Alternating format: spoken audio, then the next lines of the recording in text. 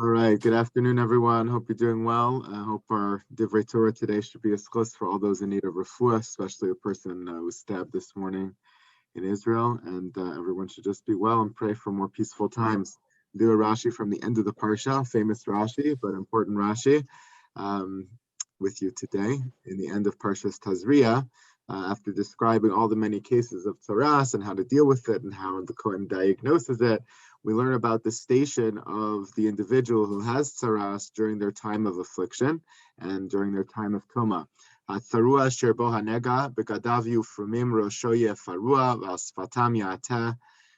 person has to be disheveled in many ways. Their clothes have to be torn. Their hair has to be growing out. Their mustache has to grow out. All different forms of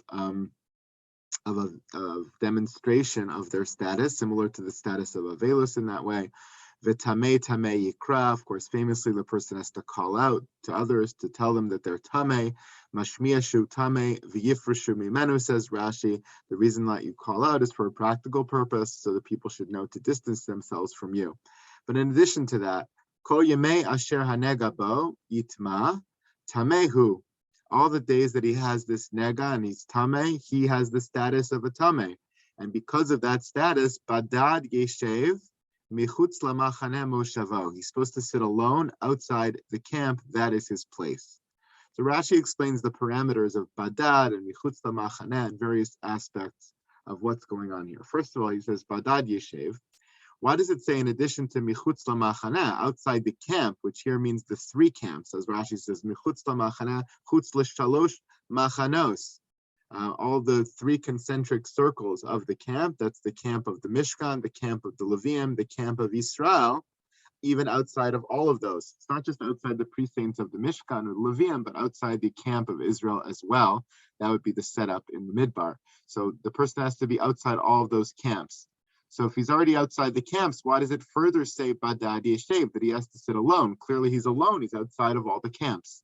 Rashi says both are necessary, Badad Yeshev and Michutz Lamachaneh Moshelo, Shelo Yutumeim Yoshvim Imo. If it just said outside the camp, we would assume that he is able to sit with other Tumeim. But the fact that it says Badad Yeshev, he has to be in isolation, means even once they reach the outskirts of the camp, he can't even be together with other Tumeim who are located in that area. It's a machlokas here, what Rashi means over here.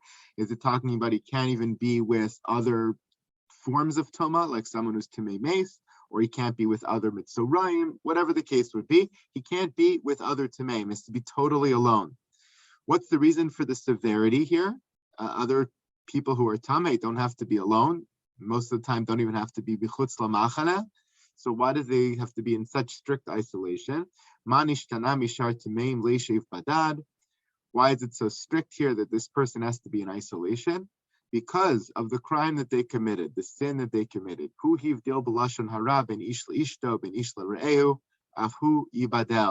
whole cause of taras, we believe, this is one of the Rashis that indicates that, we believe is due to the sin of lashon hara. When a person speaks lashon hara, they get afflicted with tzaras, which subsequently causes them to become an outcast, to become isolated, to become different.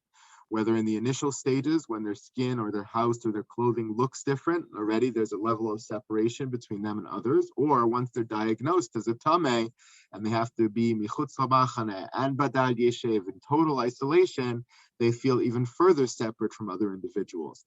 That separateness that they feel is meant to challenge them, to perhaps punish them, to perhaps to make them realize the severity of what they did in speaking lashon hara, which caused a separation between any individuals, between a husband and wife, between friends, between family, between children and parents, whatever the case would be, as a midah keneged midah measure, as a measure for measure equation over here, the person gets punished with the very thing that they did to others so that they feel it, and ultimately we hope so they can do a proper tshuva. A person can't do full and proper tshuva if they don't understand the weight of their actions, they don't understand the consequences of their actions, and how could a person if they're not in those shoes?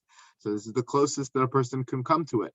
They spoke lashon hara, which separated, and therefore now they feel the pain of separation, which hopefully can inspire them to do a more complete tshuva.